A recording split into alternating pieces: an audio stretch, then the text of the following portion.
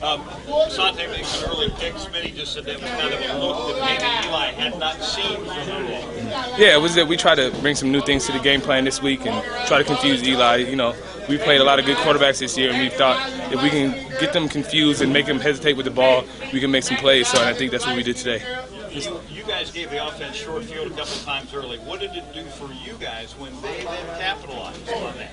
It was huge. Like it's we feed off of each other. I was just talking to Matt a few seconds ago.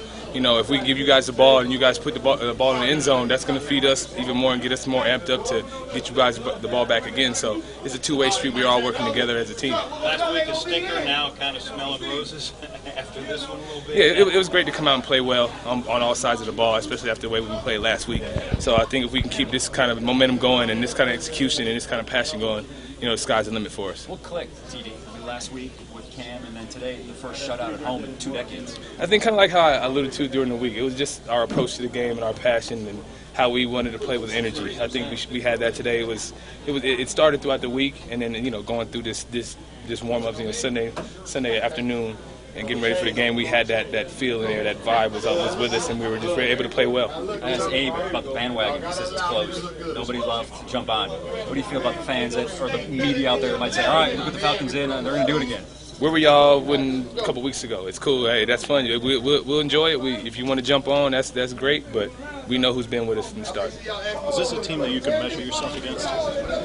Definitely. I mean, they have the hardware, and they have the history of being a good football team. So I think they've won 2 out of the last 5. So I think this is a good benchmark game for us to play against a championship caliber team and play the way we did against a championship caliber team. Walk us through your pick. It was kind of an inverted safety coverage where I was swiping under number 1, and I just got my run read first, buzzed out to number 1, and once I saw him run the center, I just whipped my head around and found the ball in the air. Anything in particular that this game might say to anybody else out there who's looking? That we can compete with a championship caliber team, and we can dominate a championship caliber team. I think the way we played shows that if we can keep this going and keep this momentum and keep this execution going, I think the sky's the limit for us. Why have you had problems here at home as far as at least putting teams away and playing close games? This wasn't anything like that. I'm not sure. I mean, it's just one thing where we weren't finding ways to close teams out, and we were leaving doors open for them, and they were capitalizing it. But I think today we kept those doors closed and kept them out of the end zone and kept them from scoring situations.